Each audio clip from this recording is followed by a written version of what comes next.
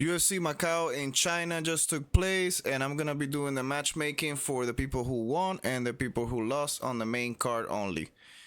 Unfortunately, I wasn't able to wake up so early because I do have a life and I do work a lot and I do have a family. But as much as I wanted to watch it, though, but I know that I woke up in the middle of the fight with Jake Matthews and Harris, with Jake Matthews taking Harris's back for that's the time when I started watching that fight. Second or third round, something like that. And Alex Perez, I know he got kicked in the nuts, so we'll go over that later. But first, let me start with the Song Yadong fight, who got a win over Figuereido via guillotine. Um, yeah, that was a crazy fast submission. I wasn't expecting that from Song. I was expecting, if he got submission, I was expecting it to be more so because he was beating the hell out of Figueredo, and Figueredo kind of looking for an escape. But no, the first round was very competitive, and then on the second round, uh, Song took advantage of that takedown attempt by Figueredo and cinched that guillotine deep. Congratulations to Song, the only winner from China on this card, which is crazy, man. Tough night for China. China. But yeah, I want to see Song against Talbot, Peyton Talbot. Why not? Peyton Talbot, highly talented prospect who had a setback with Barcelos. That loss actually aged good for Talbot, and he bounced back good. Uh, he's back. He's already in the rankings, Talbot. So why not? Why not keep going? Let's see what he can do. I think it will be a really fun fight, him versus Song. Um, you would say that Song at this point of his career will have a better grappling than Talbot, but Talbot, on his bounce back, he proved that he is working on his grappling. So I want to see who wins this fight, man. I'm very interested in that. Let's get these guys both in the top 10 fighting each other. And then for Figueredo, man, I think it's time to hang him up, hang those gloves up. Figueredo, he didn't want to retire in China, I guess. Maybe take him to Brazil. But yeah, he needs basically a retirement fight, and I don't think the UFC is gonna give him a legend to retire with. So they're probably gonna try to use a little bit of name that he's got for being a former flyweight champion. And they're gonna give him a killer. If they give him a killer, might as well give him Jacob, man. Jacob, I don't want to pronounce his last name, but the kid that fraud checked Patchy Mix.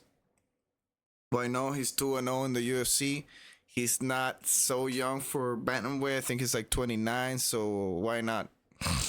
Figueiredo's probably gonna be still in the top 15 after the rankings come out on Tuesday. So why not get this kid in the top 15? I think he's ready for it. It's now or never.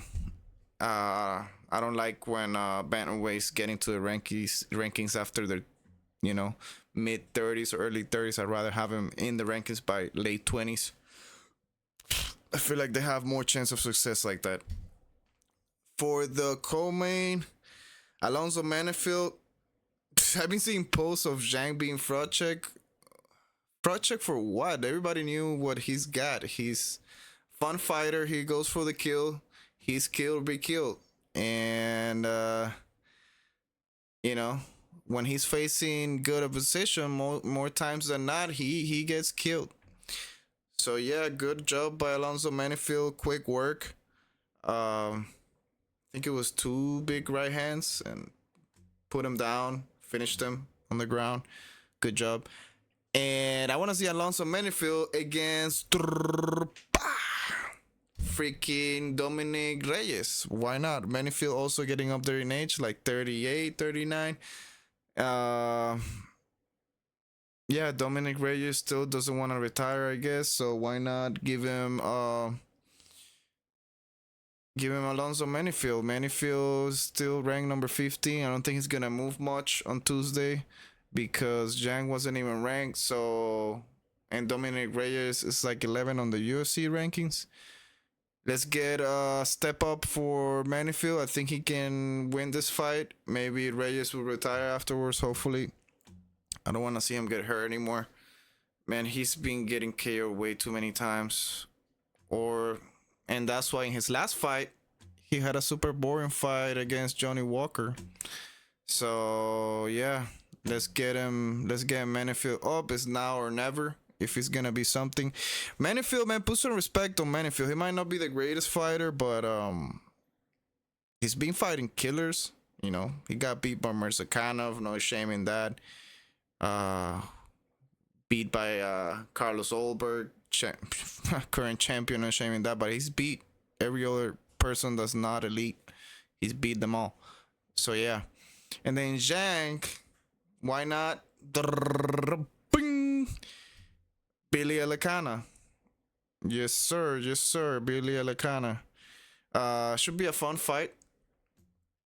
They should keep it on the feet, hopefully. Ain't nobody want to see these two grappling. And yeah, a little bit of a step up for Elicana. Let's see if Jen can hold his ranking, even though he's not ranked. But you know what I mean. His statue as a possible, you know, future contender or top 15 fighter. And then for the heavyweights, Pavlovich defeating Teixeira, no surprise there either. Looks like Pavlovich is back, man. Maybe he got his mojo back after winning 2 boring decisions. Yeah, Pavlovich is back. Hopefully he got his confidence back. And I want to see him actually against Walter Walker. Walter Walker. Huge step up for Walter Walker. From the people that he's been fighting. I believe, yeah, Walter Walker is scheduled to fight soon, but I feel like there's a little bit of a small logjam in the upper rankings of the heavyweight division. So Walter Walker can easily, Pavlovich can easily wait for Walter to win his fight. She should win and go against Pavlovich. Let's see if he can get a heel hook on Pavlovich.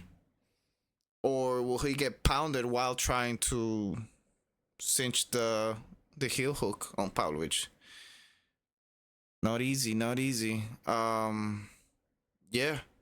I want to see this fight. I feel like it could be a weird fight. I don't know why I thought about this fight, but I feel like it could be there. It's just gonna be weird. There's no way it's not gonna be at least fun weird. I want to see if who wins this fight. To be honest, I don't exactly know why, but I feel like it's a fun matchup.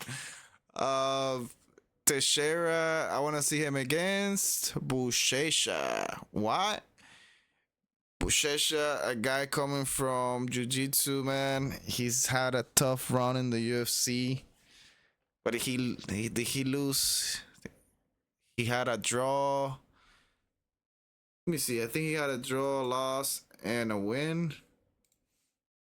Marcus Buchecha. What did he get?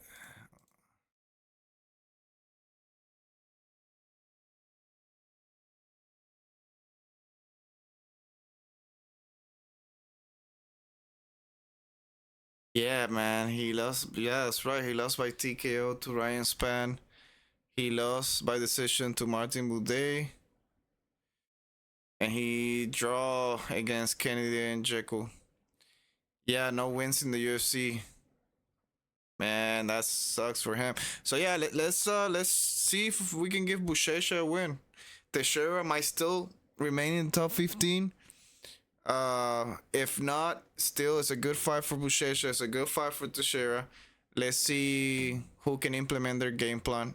Buchecha should be able to grab a hold of one of those long limbs from Teixeira and submit either an armbar, a leg lock, something, man, something to get a win. Come on, man. you need to put jiu-jitsu's name out there, Bushesha. What are you doing being a world champion jiu-jitsu and like getting obliterated in MMA? So yeah, for the bantamweights, I want to see Kaya Sakura after his win to Cameron Smotherman, another guy who's back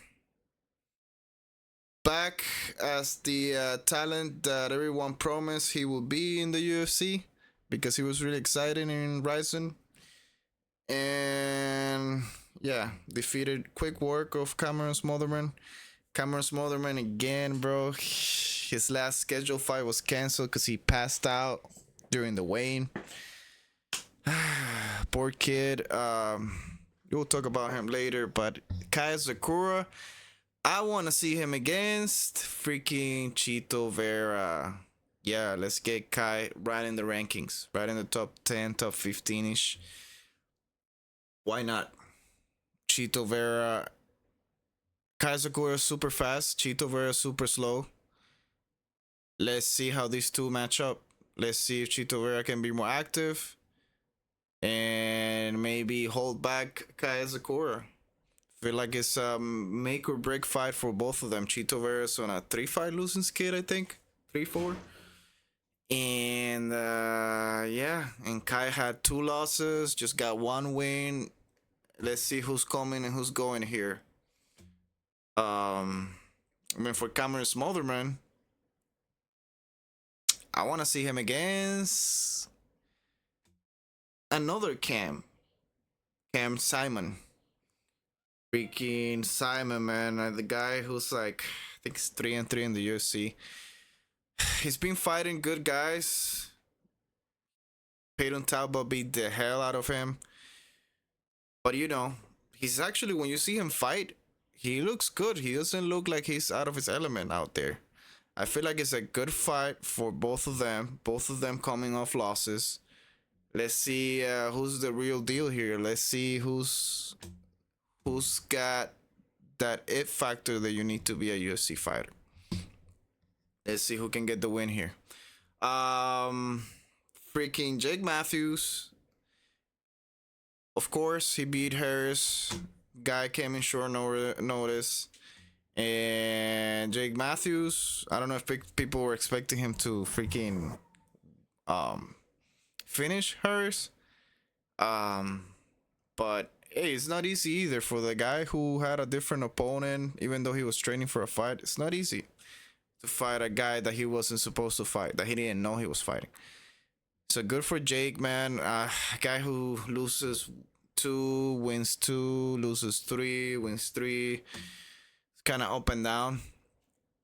And he's been in the UFC forever at this point. I feel like he's still not too old. But let's see if he can get another win against Sam Patterson. Sam Patterson coming off of that boring loss to MVP. I feel like he could make a better fight with Jake Matthews. Jake Matthews can probably hold his own on the feet.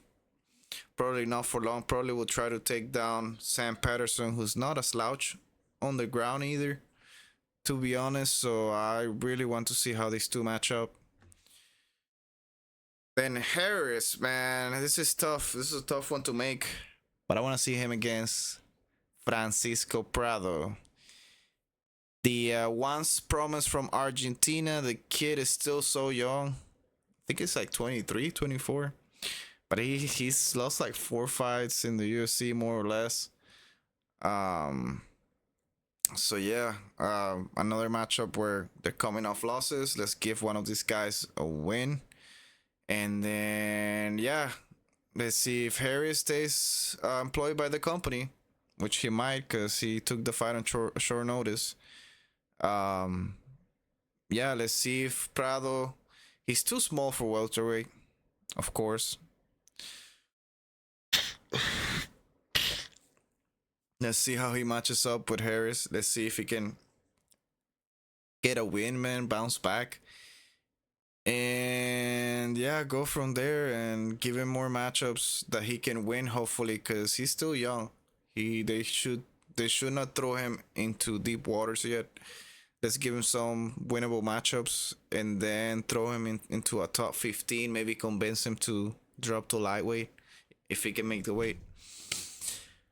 And then for the flyweights that I didn't watch, Alex Perez, I want to see him against Tim Elliott. Why? Two veterans. Why not? Alex Perez, I think his last fight he actually won. Let me see. And Steve Erceg beat Team Elliott, but he's another guy, you know, up and down, wins one, loses one, wins one, loses one. But Alex Perez, man, he had a tough run in the UFC. He's been in the top 10, top 5 for a while. He beat Charles Johnson. That's right. He beat Charles Johnson, KO the great Charles Johnson, who beat Joshua Van, by the way. Yeah, he beat Charles Johnson first round, KO. And yeah, I want to see how he do against Team Elliott. Team Elliott's almost like 40 in the bantamweight division, which is crazy, man, because he's crafty, so he can still do it. But yeah, man, it would be a good fight for Team Elliott to maybe hang them up and Alex Perez to get a win. Let's give him a break. He's been fighting killers too. Not that Tim Elliott is not a killer, but you know, a little bit of a step below. Let's see him there. And then for Sumo Derchi, man, Sumo Derchi, I don't like cheaters, even though I don't know if he did it intentionally or not. Again, I didn't watch the fight, but maybe he did. Hey, he was losing the first round according to two judges. But I want to see him against boom, Jose Ochoa. Jose Ochoa, prospect from Peru. He might be the best fighter I've seen. Not the best fighter, but the best prospect I've seen out of Peru lately. He got some fast, slick hands. He's been working on his grappling. He got a little bit out grappled by Amabayev, I think. He lost that fight, but then he won his other fights in the UFC.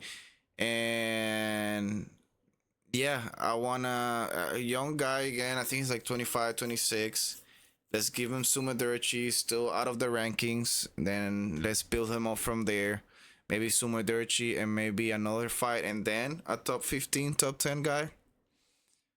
Let's build this guy the right way and insert him into that flyweight mix. Flyweights exciting, man. Flyweight is full of new names, full of upcoming fighters, and some of the ones in the top 10 are aging out, like Brandon Moreno. I want to see Brandon Moreno actually go to bantamweight. Maybe I will leave that for another video. But yeah, what do you think? What do you think about this matchmaking? Do you want to see these fights? What fights do you want to see? I'm curious. Do you think these fights will be fun? Let me know in the comments. Like, subscribe, or the good stuff. Peace.